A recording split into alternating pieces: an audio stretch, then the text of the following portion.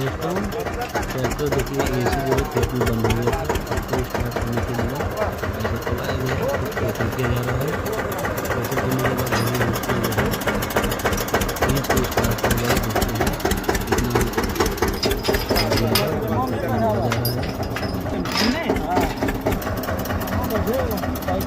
बाद हम इसको स्टार्ट किया जाएगा। देखिए ट्राई करने स्टार्ट नहीं होने इसी को आगे बढ़ाएं। देखिए ये देखिए स्टार्ट तो हो गया एक ही बार में, लेकिन एक ही बंद हुआ ट्रैक्टर। आप लोग बताइए थोड़ा सा इससे सहारा चाहिए।